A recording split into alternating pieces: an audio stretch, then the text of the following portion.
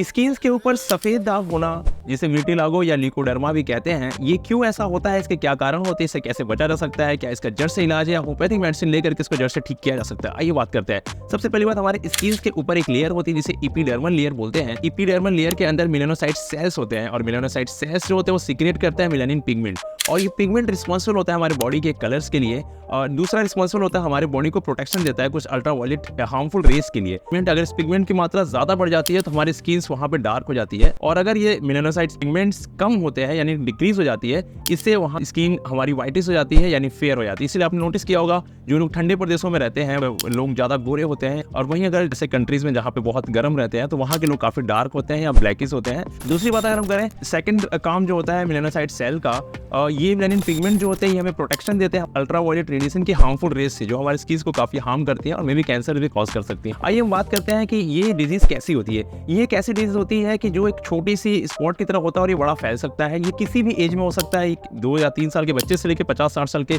बुजुर्गों तक भी हो सकती है। ये एक नॉन कॉन्जेनाइटल डिजीज होती है, यानी ये छुआछूत से बिल्कुल नहीं फैलती है, किसी का हाथ मिलाने से, गले मिलने से, साथ खाने से या कपड़े शेयर करने से बिल्कुल नहीं फैलती है।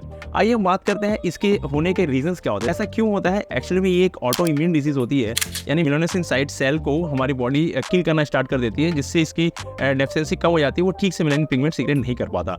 दूसरा रीजन जो होता है वो होता है जेनेटिक रीजन, ये फैमिली बैकग्राउंड में किसी को रहेगा तो जीन तौर पे आपको भी आ सकता है। और थर्ड रीजन होता है अगर आपकी जीआईटी अच्छी नहीं है, आपका गैस्ट्रोइंटेस्टाइनल ट्रैक अच्छा नहीं है, आपका लीवर की फंक्शनिंग अच्छी नहीं है, तो भी चांसेस बनते हैं, कुछ केस देखे गए हैं, व्हाइट स्किन्स हो सकते हैं। केमिकल एक्सपोजर, हाथों में पेट्रोल या फिर केरोसिन ऑयल वगैरह लगा के काम करते हैं, ग्लिसरिंग करते हैं, इंजन मैकेनिक्स से काम करते हैं, कुछ लेबर होते हैं, तो ऐसे लोगों के हाथ में ल्यूकोडर्मा होने के चांसेस बढ़ जाते हैं ड्यू टू केमिकल एक्सपोजर।